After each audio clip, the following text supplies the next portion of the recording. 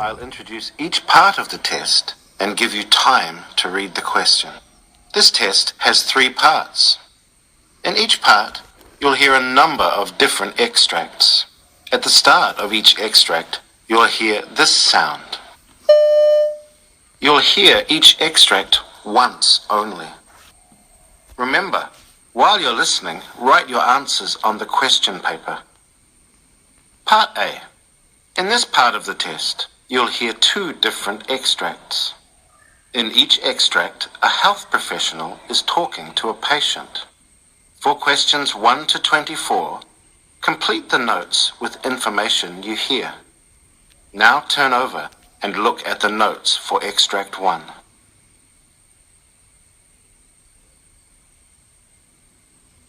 Extract 1, questions 1 to 12. You hear a GP talking to a patient called Daniel Anderson. For questions 1 to 12, complete the notes with a word or short phrase. You now have 30 seconds to look at the notes.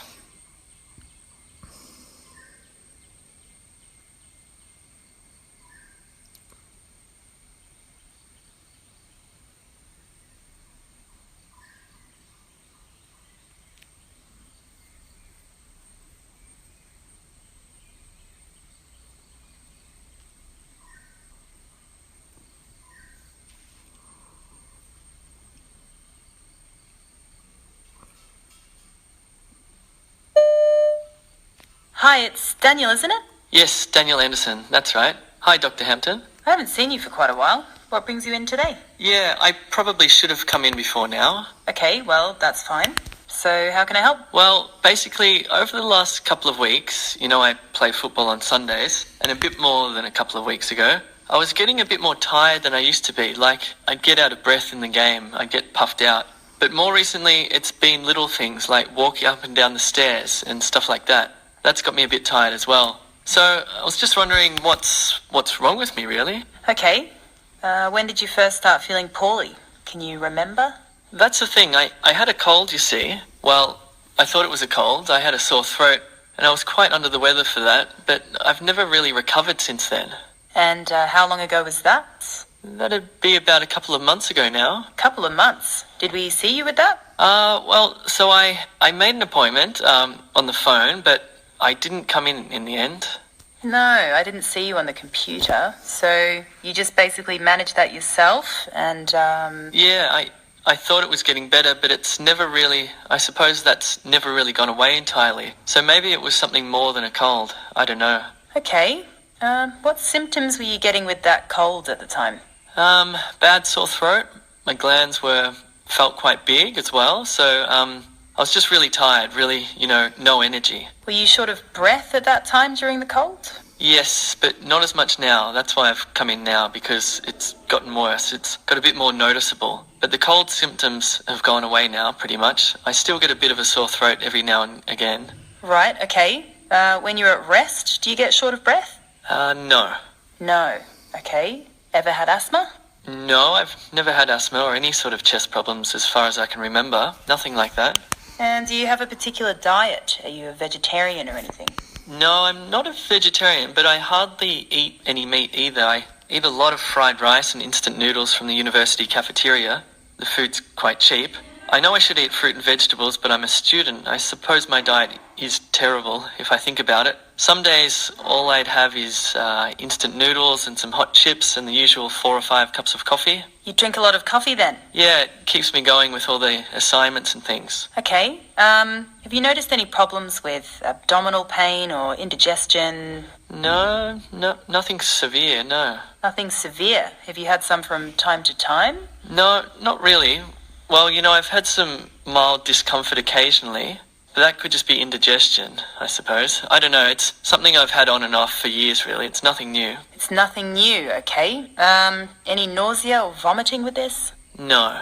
What about your bowels? Have they been working normally? Yes, been fine. I haven't had any diarrhea or anything. In particular, not past any black or very dark motions? No, nothing like that. And what about family history? Is there a family history of people getting anemic, for example, for any reason, as far as you're aware? No, not that I can think of. No one's had any sort of blood disorders or anything? No, nothing like that as far as I'm aware. My parents are very fit and active, and my brother doesn't have any health problems that I know about. Right, so they're all fine as far as you know. So, Daniel, did you have an idea in your own mind what this might be? I thought it maybe could have been related to the cold I had, because one of my friends did have glandular fever around like a few months ago, because my glands were up. I thought it could be related to that.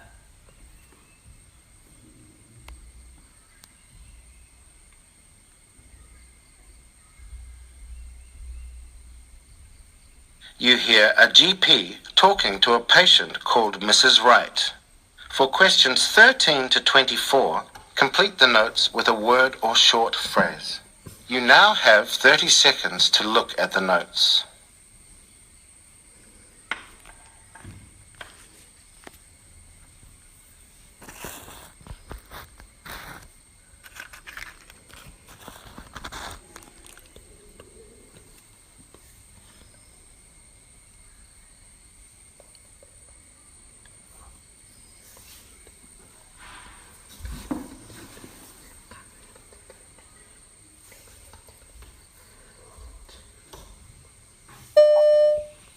Afternoon, Mrs. Wright. I'm Dr. Kildare. Now, unfortunately, your usual GP is away today, so I'm going to help you if that's okay. That's fine. Thank you for seeing me. Okay, so I've got some notes, but it'd be helpful if you could tell me, in your own words, about the problems you've been having. Well, Dr. Grimmett asked me to come back and check in about my foot. I've had gout, you see. Okay, so just remind me, what happened with your gout? Well, the first time was late last year, about 2 or 3 months ago. Dr. Grimmett had to treat me at home. It was pretty bad. I could hardly walk. Oh. We used steroids in the end to get a hold of it. I had the prednisone tablets, 30 milligrams for 5 days. Right. All the blood tests showed that I had the tendency to gout from crystals, so Dr. Grimmett gave me the allopurinol, trying to calm that down longer term. The doctor said to contact the clinic if it got worse, or come back around now just to check in. Right. So we haven't seen you. Is that a good sign? Well, I had, it was a good job I had the repeat prescription for steroids, because just after Christmas I had a bit of a flare-up again. I suppose I was eating a bit too much rich food and probably had more to drink than normal, but I have been watching it a bit. The doctor recommended I drink more water. He said 8 glasses, a couple of litres, and I've been trying, but it's a lot, you know, and I'm busy, so I don't think I drink more than 6 glasses through the day, but it's definitely more than before. Right. Well, that's really good to hear. Water can definitely help, so it's great that you're keeping that up. Sorry, do you mind just describing where the swelling was when you had it? Yeah, sure. Well, both times it started down the side, kind of at the base of the second toe on my left foot, there. And then the whole foot swelled up across my smaller toes to the outside of my foot. Ah, I see. And both times I started getting a lot of pain, and it was all kind of spreading down from that area, and it went across the toes and started swelling up quite badly, really hot and inflamed. But it never goes to the big toe. So the second time, it never swelled up quite as bad as it did before, but I think I caught it in time when I went and got the steroid tablets from the chemist. Ah, good. So how long did it take to settle down once you started the tablets? It was a lot better than last time. I went straight back down within a week, so it was a lot better. Right, and when it settled down completely, is it back to normal? No, it's never been back to normal. I still have pain on that second toe where it always was right from the start, and I've still got it now. Right, and how are you getting on with the allopurinol? Yes, it seems to be better. I don't have any problems with it. I'm taking them okay, but like I say, that second toe is still giving me a little bit of a problem. I see. At the time, the doctor actually wondered if it might be a stress fracture, but I had a foot x-ray and that was clear. But I just think it's a bit unusual that it's still sore, and at the same time, everything points to gout, and the blood test confirmed that was the most likely thing. But that toe, it isn't the usual joint, as you know, for gout. It's usually the big joint, isn't it? Yes, that's right. The big toe is typical. But when I had the flare-up, the steroids really helped quite quickly. I stopped taking painkillers after 2 days at most. I feel like it's less severe and we've got a hold of it better. So I guess that means the allopurinol is helping, right? Yes, I think so. So I'm still quite keen to carry on with that tack.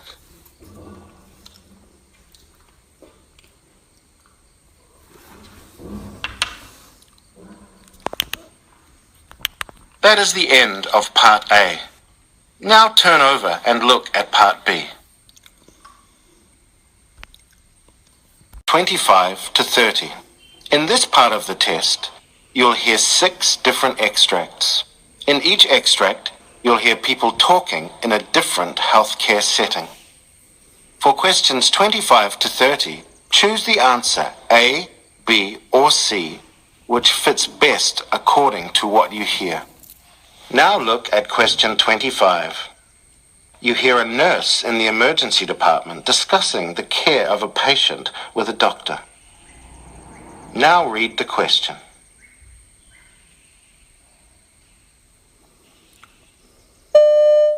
So, who have we got here?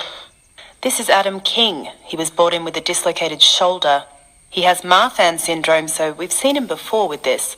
Last time he was here, the shoulder popped back in while we were putting his arm in a sling, and he was able to put it back in himself just by relaxing his muscles, but he's in quite a bit of pain right now, so he's having trouble calming down and getting those muscles relaxed. Right, I see. So, do you want to start with some nitrous and some pain relief? Yes, I think that's best, just until he calms down.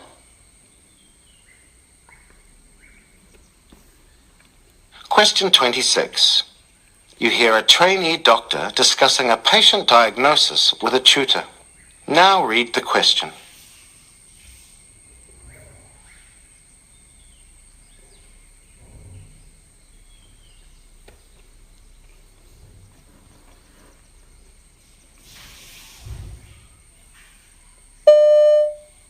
Let's have a quick chat about the diagnosis for Janine in Ward 2. Yeah, I was a bit unsure about that one. Because it's a young patient, it's not going to be diverticulitis, or... Well, it's possible, but she is young, so yeah, it's unlikely. So, what do you think? What else could it be? What else happens in the bowel? Something common. Think about common things. Bilateral lower abdominal pain? Because it's like radiating into the back? Yeah, something very much more common than that. Gastroenterological? Yeah? I can't think. Possibly related to diet? Celiac disease? Perhaps, but there's not a lot of other symptoms pointing to that. What else would give you discomfort in the bowel? Lower abdominal pain. I suppose if they're just constipated. Right, yeah, constipation.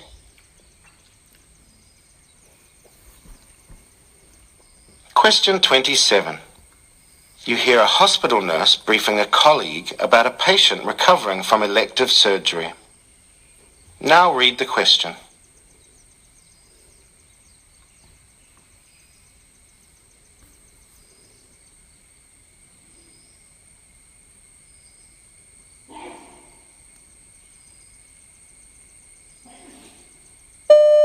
So, who have we got in bed 8? Bed 8, Mr. Bernard Chambers, a 50-year-old man, had an elective bilateral inguinal hernia repair this morning. His wound is covered and dry and his post-operative observations are stable. Temp is 37, his blood pressure 140 on 70. He's already started eating a little and his walking is tolerated. Analgesia is written up but he hasn't needed anything. He's planned for discharge tomorrow. His wife can pick him up. And he'll need a sick certificate for work before he leaves. Can you make sure he gets that, please? I asked the ward clerk to copy some post-op information for him, but I haven't had a chance to look through it with him. Question 28. You hear 2 hospital managers talking about an information session for people who want to do voluntary work. Now read the question.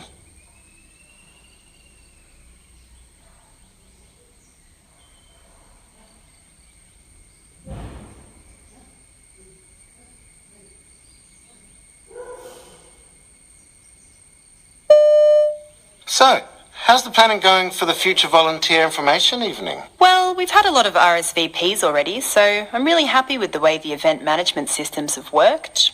Having a bit of trouble sourcing some good catering, though. Considering that these people are freely giving their time to come and learn what is expected, I really want to provide some nice food and refreshments for them. Have you got any contacts you like using? Yeah, look, that's right. It's a small thing we can do for those participants. I'll tell you what, I'll ask around my team for some recommendations for something a bit special. Great, thanks. I really appreciate it.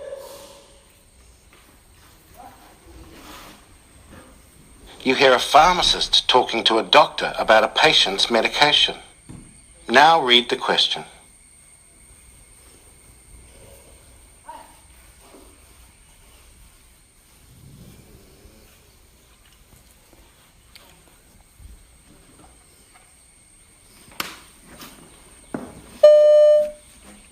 Sorry to bother you, Dr. Anderson. I just wanted a quick word about Mrs. Campbell's prescription. The one for diphenhydramine that you gave her last week. Ah, yes, for her allergies. Yeah, so she's been taking 50 milligram tablets for about a week now. The thing is, she's just been into the pharmacy and she says that the tablets are making her feel really drowsy and her mouth's really dry, ever since she started on the pills. Really? Well, that does happen from time to time. But maybe switching her onto a different medication wouldn't be a bad idea. Okay, I'll look into some options and then run them past you later, shall I? Fine, thanks. Question 30. You hear a doctor advising a patient about a change in medication. Now read the question.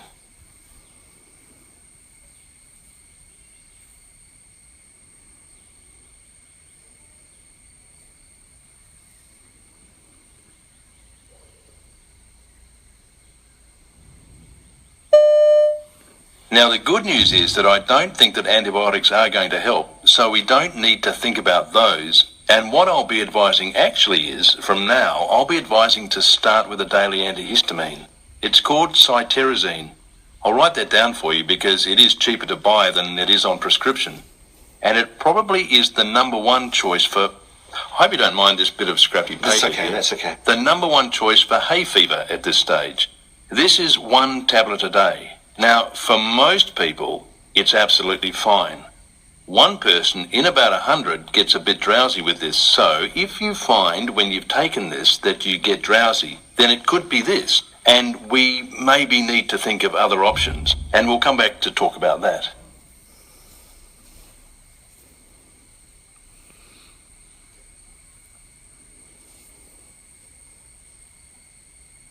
That is the end of Part B. Now turn over and look at Part C. 31 to 42. In this part of the test, you'll hear 2 different extracts. In each extract, you'll hear health professionals talking about aspects of their work. For questions 31 to 42, choose the answer A, B, or C, which fits best according to what you hear. Now look at Extract 1. Extract 1, questions 31 to 36. You hear an interview with Dr. Christine Erickson, who's talking about her research supporting non-fasting lipid blood tests for cholesterol. You now have 90 seconds to read questions 31 to 36.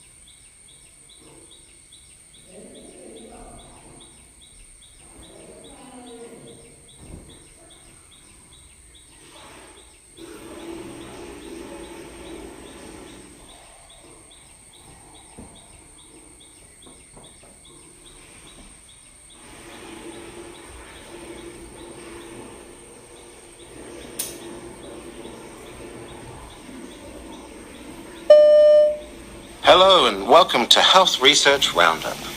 For decades, people have been asked to fast before they have blood tests to check cholesterol levels. However, a new research report from an international group of experts suggests that this is not necessary. To discuss this research, my guest today is Christine Eriksson from Copenhagen University Hospital, who was a lead author of the study. Christine, welcome. Thank you very much. So why did we ever ask people to fast for blood lipids, for your blood fats? Well, if you ask me, I don't really know, except for that's what we've been doing for so many years. I really tried to read the literature and find some very scientific evidence supporting that it is superior to just taking a random non-fasting blood sample as we do now. And I had problems finding the evidence. There's a lot of arguments people put forward for why you should use fasting versus non-fasting, but really solid evidence that is better, I can't find it. So was this a tradition rather than science? I think so, yes. I mean, you can ask me why did it start? I think that some of the early studies, the original publications way back, said that they used fasting samples and therefore everybody thought you had to do that without really thinking why. But those early researchers may have had good reason to do it that way, but there's nothing I've seen that said it had to be done that way. And there's all this evidence now from Canada and the US, 2 excellent studies, one in children and one in adults. And then we have a lot of studies from Copenhagen, and they all show that when you just look at people that eat and drink whatever they usually do, and you take a lipid panel, cholesterol, triglycerides, a very common fat in the blood, then they don't really change very much in response to when you have been eating. So there is a difference? Yeah, the difference is in millimoles per litre. So it goes up by about 0.3 millimoles per litre. However, in clinical practice, when you look at triglycerides, you're interested in whether it increases 1 or 2 millimoles, not 0.3 millimoles. So that's what's clinically relevant. And even with a bad form of cholesterol, that's not going to make the difference between whether or not they put you on medication? Yeah, that's right. We provide data in this report where we did direct measurement and after fasting and in about 6,000 people, and the correlation between the two methods was, I can't see the difference. It looks exactly the same. So you moved over in Denmark to this official recommendation about 7 years ago. So what's happened since then? Have there been any issues because of undiagnosed cholesterol levels? No, everybody was happy right away. Even the laboratories that didn't change right away, they were pushed by patients because there were reports in the media telling them that at Copenhagen University Hospital we're doing non-fasting, so everyone wanted to do it. And I can say today, patients, clinicians, laboratories, everyone's happy. Everyone likes it because it's so much simpler. And patients like it because they can go when it suits them to the pathologist, so they're more likely to turn up for their blood tests? Yes, of course. I don't have fantastic good numbers for you, but certainly you hear from so many colleagues that people don't go to have their lipid test because it's so complicated to fast. And then they have to go to work, to have an important meeting, and they can't do this in the morning. But now, doing a random non-fasting, you can come whenever it suits you. And very briefly, is there any circumstance where you should have a fasting blood fat level done? Well, this recommendation, it's 21 world experts, many from Europe, the US, and one from Australia also. And of course, when you have so many experts, there's always someone that thinks there's certain situations. We list a few where you can do. For example, for patients with diabetes, the fasting requirements might be an important safety issue because of problems with hypoglycemia. But if you ask me, way down in my heart, is it necessary? I don't really think so.